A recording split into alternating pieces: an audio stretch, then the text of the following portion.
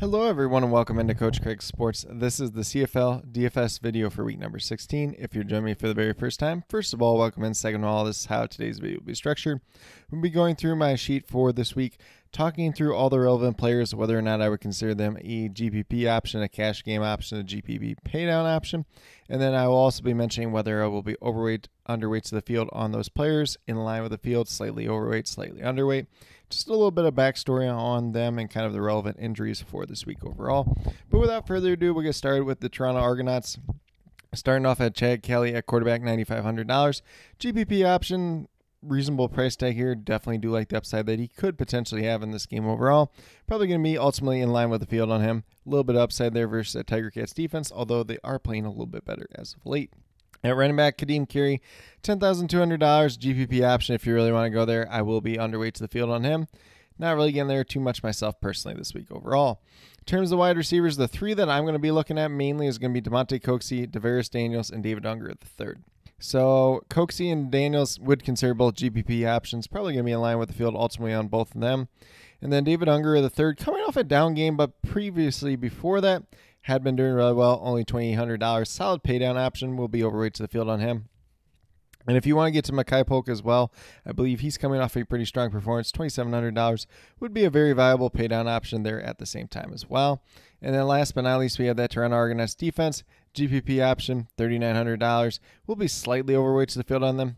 There is some upside versus Tiger Cats team just in general, especially if they can get some pressure on Bo Levi Mitchell. Then we move down to the Tiger Cats team. We have Bo Levi Mitchell at quarterback, $10,500. We saw the depth chart, and he is still listed as the starter, so GPP option if you want to go there. Probably ultimately going to be in line with the field on him. Do wish that his price tag was just a little bit lower, though. And then at the running back position, we kind of have some interesting news this week. Greg Bell kind of has been the starter as of late. $8,400. He's not listed on the depth chart. He's dealing with an Achilles injury at this point in time. So technically it was doubtful. Once again, he's not on the depth chart. So James Butler will return $8,800. GPP option, probably going to be slightly overweight to the field on him. Was able to practice and fall all week. Once again, I don't fully know the details of why he's kind of been out, but I definitely do like that upside out of him. And then in terms of fullback, Felix Gaither, probably mispronouncing his name, but he's not on the depth chart this week, so he'll be out.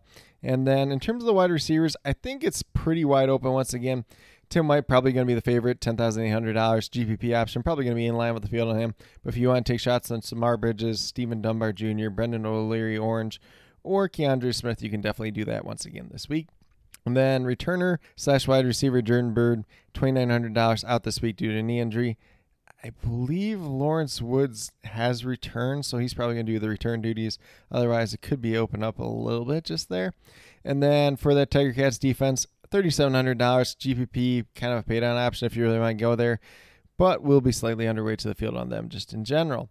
Then we move down to the Calgary Stampeders, Jake Maier at quarterback. Or at least I assume Jake Maier will be the starting quarterback. Once again, $9,400. Not really getting to him this week overall. Don't really care for that price tag. And, you know, the upside's been kind of limited in recent weeks. At running back, we got Dedrick Mills, $6,000.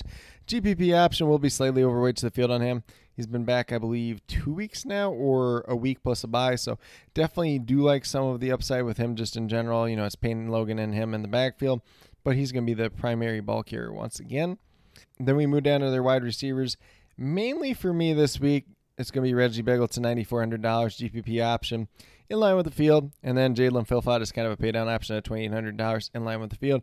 If you want to take a shot on Mark Michelle, Clark Barnes, or Cam Eccles-Looper, you can definitely do that. But there is a little bit of risk to be had there at the same time as well. Ishmael Hyman and Cole Tucker both missed practice this week due to hamstring injuries. Tucker was officially questionable. Ishmael Hyman was doubtful. And neither one are on the depth chart at this point in time. Moving down to Calgary Stampeders defense. Strong to the start to the season. Really faded off since then. $3,500 paydown option will be slightly underweight to the field on them as they do go against the Rough Riders this week overall. Then we move down to the Rough Riders team. Trevor Harris at quarterback, $9,600 GPP option. Maybe slightly overweight to the field on him. Either that or in line with the field. Just kind of depends on how the field ultimately comes in. But I definitely do like the upside of him once again this week.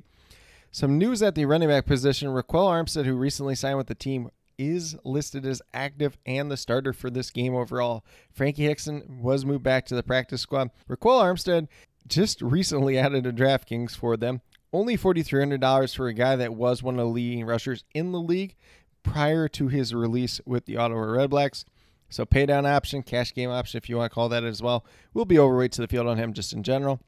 In terms of the wide receivers, mainly interested in Keon Schaefer-Baker, $5,800, solid GPP option, probably going to be slightly overweight to the field on him. And then Keyshawn Johnson, kind of a pay down option at wide receiver, $4,200, going to be in line with the field on him once again this week. In terms of that Rough Riders defense, GPP option, another defense that's kind of faded off in recent weeks. But if they can get some pressure on Jake Mayer, could be a good game for them overall. Then we move down to the Montreal Alouettes. Cody Fajardo at quarterback, $8,900. Solid GPP option, probably going to be in line with the field on him once again this week, maybe slightly overweight. And then at running back, we got Walter Fletcher, $10,800 GPP option. Will be slightly underweight to the field on him. A lot of other running backs to consider this week. We got Dedrick Mills, we got Raquel Armstead, and a couple others that do come to mind as well. And then we move down to the wide receiver room. Julian Grant returned last week. He was pretty effective in terms of targets and everything else like that. Cash game option will be overweight to the field on him. Tyler Snead also returned, $4,200. Kind of a pay down option if you want to get there. Probably going to be in line with the field on him.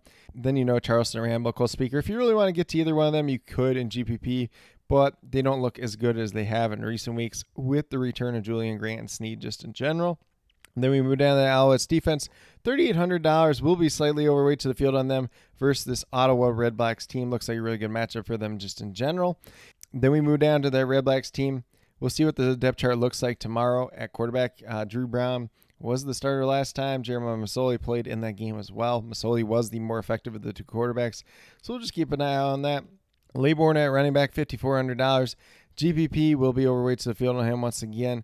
I know Jamal Morrow missed the week before, but I really haven't seen any news in terms of injuries there. They may have put him on the 6-game injury list. I'm not 100% sure on that at this point in time. I will double check that and leave that down in the comment section of this video. Then we move down to the wide receiver room. Justin Hardy was dealing with an illness on Wednesday, but was able to practice in full on Thursday. He is technically listed available for the game. Keep an eye on that depth chart. Probably going to be a GPP option in line with the field on him. Pimbleton was able to practice in a limited capacity all week, but does remain out due to that hand injury. So mainly the guy that I want out of this wide receiver room this week is going to be Dominic Grimes, who's been playing really well as of late. $6,300 GPP option, probably going to be in line with the field, maybe slightly overweight to the field. Ultimately, it just depends on where the field ends up coming in terms of ownership for him, just in general. Then we move down to the Ottawa Redblacks defense. Pay down option if you want to get there. Probably going to be slightly underweight to the field on them. Not really getting too much of them just in general. Then we move down to the Winnipeg Blue Bombers. Zach Collaros at quarterback, $8,700. GPP option will be slightly overweight to the field on him. Do like the price tag of him just in general. Brady Oliveira at running back, $11,000. GPP option, probably going to be ultimately in line with the field on him. Maybe slightly underweight just because of the other values that we do have at running back this week overall. In terms of wide receivers, Nick Dominski, GPP option at $7,300, in line with the field on him. Kenny Lawler, pay down option, $3,700. Do like him quite a bit, so in line with the field on him, maybe slightly overweight. And then Ontario Wilson, who's been pretty solid for them all season, $6,900 GPP option, in line with the field. We'll see what he does this week once again. Drew Wolters-Ziske was placed on the 6-game injury list this week with a rib injury. Lucky Whitehead did not practice all week due to an ankle injury, technically listed as questionable. And we saw last time he was listed as doubtful with the same ankle injury and played, so don't really have too much concerns there. We'll see whether or not he's on the depth chart or not. And then Kedrick Wheatfall was called back up from the practice squad. I believe he's not on DraftKings at this point in time. If he is, I will update that down in the comment section as well. And then I believe it was Josh Johnson was recently cut from the team this week, so a little bit of a shakeup here in terms of their wide receiver room, but nothing too major at this point in time. In terms of that Blue Bombers defense, $4,000. GPP options, slightly underweight to the field on them going against the Elks this week. Mainly it's just a price tag thing more than anything, but they do offer a little bit of upside at the same time as well. Then we move down to the Elks team. We got McLeod, Bethel, Thompson at quarterback, $9,200. GPP option, in line with the field on him, probably most likely, maybe slightly underweight, just kind of depends on where the ownership comes in. We'll keep an eye on that depth chart just to make sure that he is the confirmed starter for this week once again. In terms of the running back position, Javon Leake's out this week. He wasn't able to practice all week. It's not football related, so hopefully, everything's okay with him and his own personal life and everything else like that. If you want to play some Kevin Brown, some Justin Rankin this week, you could probably do it. And then we got Tanner Green, limited practice all week due to that ankle injury. He still remains out for this week. And then we got Hergy Mal down at the wide receiver position out this week due to a calf injury. I will say here, that I technically didn't list anybody here for the Elks wide receiver room. Mainly going to be interested in Eugene Lewis, $7,200. If you want to get to a little bit, Curly Gittens Jr. at $8,200, definitely do understand it. And then Tevin Jones, obviously, whose price tag's just been too cheap for a while now. $4,500 does offer some pretty good upside as well. Probably going to be overweight to Field on him. And then last but not least, the Lions are the one lone team on the bye this week. But with that being said, that's the quick little rundown of my CFL DFS sheet for week number 16. As always, if you have any questions related to this sheet whatsoever, feel free to drop them down in the comment section of this video and I'll get back to you as quickly as possible. I will also be listing all the depth charts down there, as well as any other major news that comes out prior to lock. And then anything else beyond that, be sure to check out the Patreon page, patreon.com/CoachCraigSports. A small monthly donation over there. You get access to the sheet, which is constantly updated. You get access to all the other relevant information for the slate.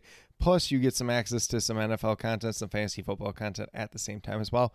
Really good value just in general. But with that being said, if you are brand new to my channel, checking it out for the very first time, or have yet to subscribe, please consider doing so. Definitely would appreciate it. It helps to build the community that we're trying to build here at Coach Craig Sports, which is one that's truly for you, the viewers, helping you with your DFS. Right now, we have my CFL DFS video coming out once a week, typically on Thursdays. Sometimes it might come out on Wednesdays. We'll just kind of have to see as the rest of the season moves along. And then my NFL DFS video coming out once a week as well. I think typically that one's going to be coming out on Saturday. Last week I did do it on Thursday. That did seem to go pretty well. Might ultimately end up being Friday this week, but if not Friday, it will be out on Saturday for sure. So definitely be on the lookout for that as well. And then last but not least, if you're interested in prop betting, if you're interested in sports betting whatsoever, be sure to check out the links and promo codes down in the description below for BetUS, PrizePicks, and Parlay Play. If you are a brand new user on any one of those three sites, when you sign up, make your first deposit, you will get a first match deposit bonus. For PrizePicks and Parlay Play, it's 100% match up to $100. And then for BetUS, it's 125% match up to $2,000. So some pretty great opportunities to be had out there. And then with that being said, if you have any other additional questions related to that whatsoever, feel free to reach out to me, whether it's down in the comment section of this video or on Twitter at Coach Craig Sport, and be more than happy to help you with that journey as well. But with that being said, that's all that I truly have for this week's video. Definitely do appreciate each and every one of you tuning in. Definitely means a lot to me. I hope that each and every one of you have a great rest of your day. No matter what day you're watching this on, a good weekend overall, and some really good luck in CFL DFS for week number 16.